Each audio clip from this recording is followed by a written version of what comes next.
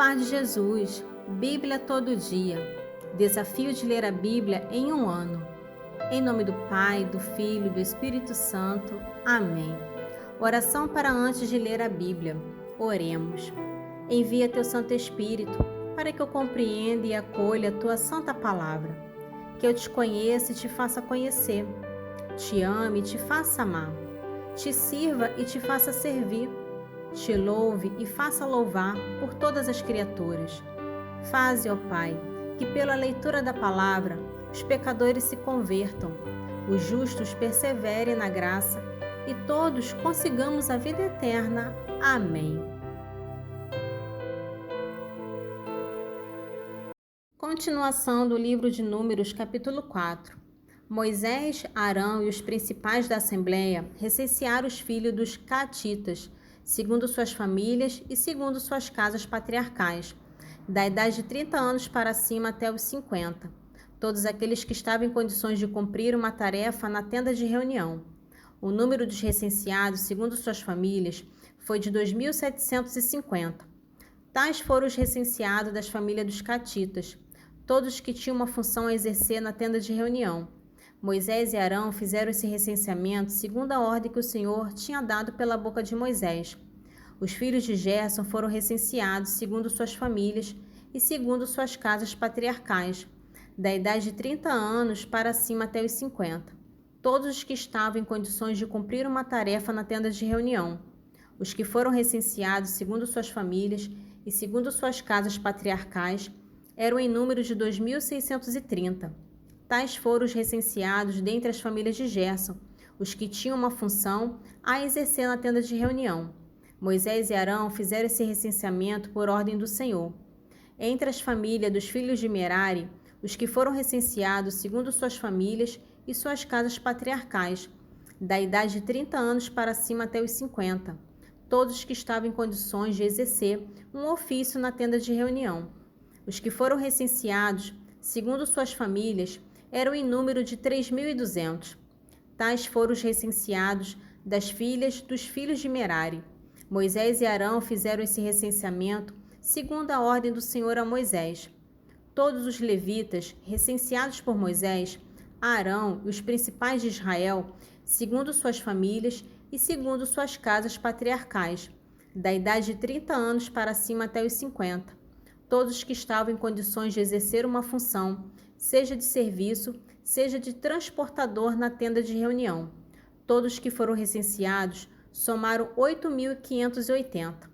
Fez-se esse recenseamento segundo a ordem do Senhor dada pela boca de Moisés, prescrevendo a cada um a tarefa que ele tinha a cumprir e a carga que devia levar. Fez-se o recenseamento como o Senhor ordenara a Moisés. Livro dos Números, capítulo 5.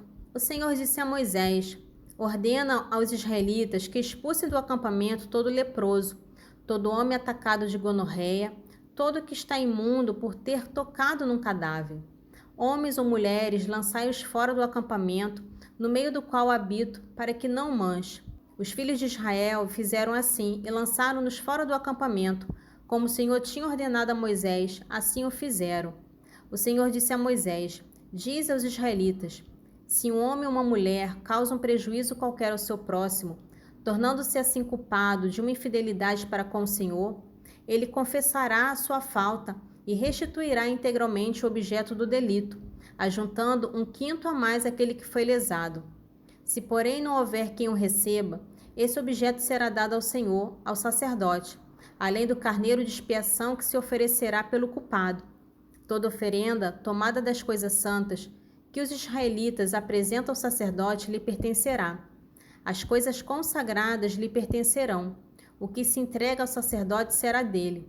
O Senhor disse a Moisés: diz aos israelitas o seguinte: se uma mulher se desviar de seu marido e lhe for infiel, dormindo com outro homem, e isso se passar às ocultas de seu marido, se essa mulher se tiver manchado em segredo, de modo que não haja testemunhas contra ela, e ela não tenha sido surpreendida em flagrante delito, se o marido, tomado de um espírito de ciúmes, se abrasar de ciúmes por causa de sua mulher que se manchou, ou se ele for tomado de um espírito de ciúmes contra sua mulher que não se tiver manchado, Esse homem conduzirá sua mulher à presença do sacerdote e fará por ela sua oferta, 1/10 de efá de farinha de cevada.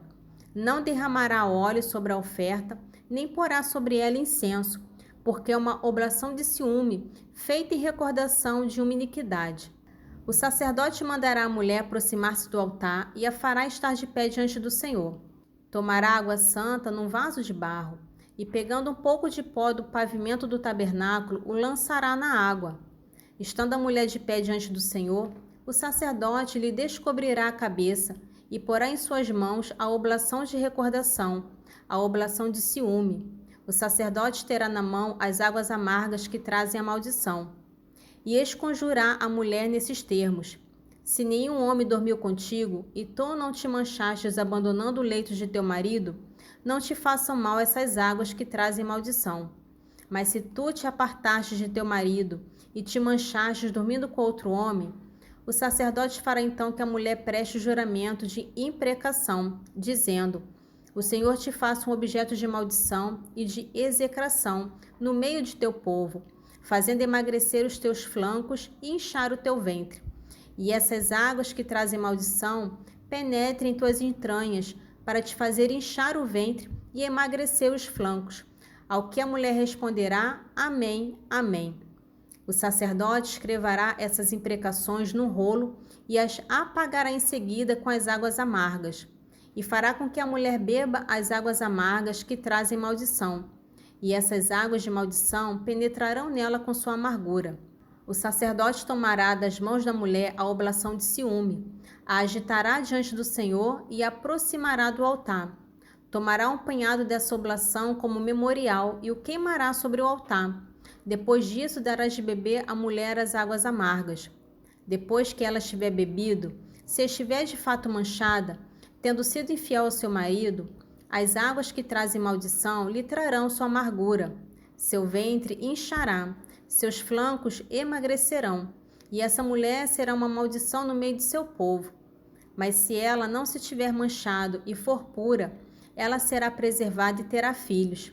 Tal é a lei sobre o ciúme quando uma mulher se desviar de seu marido e se manchar, ou quando o espírito de ciúme se apoderar de seu marido, de modo que ele se torne ciumento de sua mulher. Ele a levará diante do Senhor, e o sacerdote lhe aplicará integralmente essa lei. O marido ficará sem culpa, mas a mulher pagará a pena da sua iniquidade. Livro dos Números, capítulo 6. O Senhor disse a Moisés: dirá aos israelitas o seguinte: quando um homem ou uma mulher fizer o voto de Nazireu, separando-se para se consagrar ao Senhor, se absterá de vinho de bebida inebriante. Não beberá vinagre de vinho, nem vinagre de uma outra bebida inebriante. Não beberá suco de uva, não comerá nem uvas frescas, nem uvas secas. Durante todo o tempo de seu nazireato, não comerá produto algum da vinha, desde a semente até as cascas de uva. Durante todo o tempo de seu voto de nazireato, a navalha não passará pela sua cabeça, até que se complete os dias em que vive separado em honra do Senhor. Será santo e deixará crescer livremente os cabelos de sua cabeça. Durante todo o tempo em que ele viver separado para o Senhor, não tocará em nenhum cadáver, nem mesmo por seu pai, sua mãe, seu irmão ou sua irmã, que tiverem morrido. Se contaminará, porque leva sobre sua cabeça o sinal de sua consagração ao seu Deus. Durante todo o tempo de seu nazireato, ele é consagrado ao Senhor. Se alguém morrer de repente perto dele e manchar assim a cabeça consagrada, ele rapará sua cabeça no dia de sua purificação e o fará ao 7º dia. No 8º dia, trará o sacerdote à entrada da tenda de reunião 2 rolas ou 2 pombinhos. O sacerdote oferecerá em um sacrifício pelo pecado e outro em holocausto, e fará por ele a expiação do pecado que cometeu, manchando-se com a presença do morto, e consagrará naquele dia sua cabeça. Recomeçará os dias de seu nazireato para o Senhor, e oferecerá um cordeiro de 1 ano em sacrifícios de reparação. Não se contam os dias precedentes em que seu nazireato foi manchado. Eis a lei do nazireu. Findo o seu nazireato, será conduzido à entrada da tenda de reunião, onde apresentará a sua oferta ao Senhor. Um cordeiro de 1 ano sem defeito, em holocausto, uma ovelha de 1 ano sem defeito para o sacrifício pelo pecado, um carneiro sem defeito para o sacrifício pacífico, bem como uma cesta de pães sem fermento, bolos de farinha amassados com azeite, bolachas sem fermento, untadas com óleo, com a oblação e as libações habituais. O sacerdote os apresentará ao Senhor e oferecerá seu sacrifício pelo pecado e o seu holocausto. Oferecerá o carneiro ao Senhor em sacrifício pacífico, bem como a cesta de pães sem fermento, e fará sua oblação com sua libação. Então será rapada ao nazireu sua cabeça consagrada à entrada da tenda de reunião. O sacerdote tomará os seus cabelos consagrados e os porá no fogo que está por baixo do sacrifício pacífico. Colocará nas mãos do nazireu, depois de lhe ter sido rapada a cabeça consagrada, a espada cozida do carneiro, um bolo sem fermento tirado da cesta e uma bolacha sem fermento. O sacerdote os agitará diante do Senhor. É uma coisa santa que pertence ao sacerdote, como também o peito agitado e a coxa oferecida. Somente depois disso, o nazireu poderá beber vinho. Essa é a lei para aquele que fez o voto de nazireato, e a oferta que ele deve fazer ao Senhor, além do que ele puder oferecer espontaneamente. Procederá conforme o voto que tiver feito, de acordo com a lei de seu nazireato. O Senhor disse a Moisés: diz a Arão e seus filhos o seguinte: eis como abençoarei os filhos de Israel. O Senhor te abençoe e te guarde. O Senhor te mostre a sua face e conceda-te sua graça. O Senhor volva o seu rosto para ti e te dê a paz. E assim invocarão o meu nome sobre os filhos de Israel e eu os abençoarei. Evangelho de São Marcos, capítulo 9. E dizia-lhes: em verdade vos digo, dos que aqui se acham alguns, há que não experimentarão a morte, enquanto não virem chegar o reino de Deus com poder. 6 dias depois, Jesus tomou consigo a Pedro, Tiago e João, e conduziu a sós a um alto monte, e transfigurou-se diante deles. Suas vestes tornaram-se resplandecentes e de uma brancura tal, que nenhum lavandeiro sobre a terra as pôde fazer assim tão brancas. Apareceu-lhe Elias e Moisés, e falavam com Jesus. Pedro tomou a palavra: Mestre, é bom para nós estarmos aqui. Faremos 3 tendas, uma para ti, outra para Moisés e outra para Elias. Com efeito, não sabia o que falava, porque estavam sobremaneira atemorizados. Formou-se então uma nuvem que os encobriu com a sua sombra, e da nuvem veio uma voz: Este é meu filho muito amado, ouvi-o.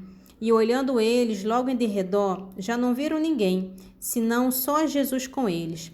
Ao descerem do monte, proibiu-lhes Jesus que contassem a quem quer que fosse o que tinham visto, até que o Filho do Homem houvesse ressurgido dos mortos. E guardaram essas recomendações consigo, perguntando entre si o que significaria ser ressuscitado dentre os mortos. Depois lhe perguntaram: por que diz os fariseus e os escribas que primeiro deve voltar Elias? Respondeu-lhes: Elias deve voltar primeiro e restabelecer tudo em ordem, como então está escrito acerca do Filho do Homem, que deve padecer muito e ser desprezado? Mas digo-vos que também Elias já voltou e fizeram-lhe sofrer tudo quanto quiseram, como está escrito dele. Depois, aproximando-se dos discípulos, viu ao redor deles grande multidão, e os escribas a discutir com eles. Todo aquele povo, vendo de surpresa Jesus, acorreu a ele para saudá-lo. Ele lhes perguntou: que estás discutindo com eles? Respondeu um homem dentre a multidão: Mestre, eu te trouxe meu filho que tem um espírito mudo. Este, onde quer que o apanhe, lanço por terra e ele espuma, range os dentes e fica endurecido. Roguei a teus discípulos que o expelisse, mas não puderam. Respondeu-lhe Jesus: Ó geração incrédula, até quando estarei convosco? Até quando vos hei de aturar? Trazei-mo cá. Eles lhe trouxeram. Assim que o menino avistou Jesus, o espírito agitou fortemente. Caiu por terra e revolvia-se espumando. Jesus perguntou ao pai: há quanto tempo lhe acontece isto? Desde a infância, respondeu-lhe, e o tenho lançado muitas vezes ao fogo e à água para o matar. Se tu, porém, podes alguma coisa, ajuda-nos, compadece-te de nós. Disse-lhe Jesus: se podes alguma coisa, tudo é possível ao que crê. Imediatamente exclamou o pai do menino: creio. Vem em socorro à minha falta de fé. Vendo Jesus que o povo afluía, intimou o espírito imundo e disse-lhe: Espírito mudo e surdo, eu te ordeno, sai deste menino e não tornes a entrar nele. E gritando e maltratando extremamente, saiu. O menino ficou como morto, de modo que muitos diziam: morreu. Jesus, porém, tomando pela mão, ergueu e ele levantou-se. Depois de entrar em casa, os seus discípulos perguntaram-lhe em particular: Por que não podemos nós expeli-lo? Ele disse-lhe: Essa espécie de demônios não se pode expulsar senão pela oração. Salmo 26. O Senhor é minha luz e minha salvação. A quem temerei? O Senhor é o protetor de minha vida, de quem terei medo? Quando os malvados me atacam para me devorar vivo, são eles meus adversários e inimigos que resvalam e caem. Se todo um exército se acampar contra mim, não temerá meu coração. Se travar contra mim uma batalha, mesmo assim terei confiança. Continuação de Provérbios capítulo 13. Os bens que muito depressa se ajuntam se desvanecem. Os acumulados pouco a pouco aumentam. Esperança retardada faz adoecer o coração. O desejo realizado, porém, é uma árvore de vida. Quem menospreza a palavra perder-se-á. Quem respeita o preceito será recompensado. O ensinamento do sábio é uma fonte de vida, para libertar-se dos laços da morte. Bom entendimento procura favor. O caminho dos pérfidos, porém, é escabroso. Vamos agradecer a Deus pela leitura bíblica do dia. Oremos. Espírito Santo, toca na minha mente e no meu coração, para que eu guarde as palavras lidas na Sagrada Escritura e assim possa, com a ajuda da Tua graça, colocá-las em prática. Sela minha mente e meu coração. Divino Espírito Santo. Amém. Em nome do Pai, do Filho e do Espírito Santo. Amém.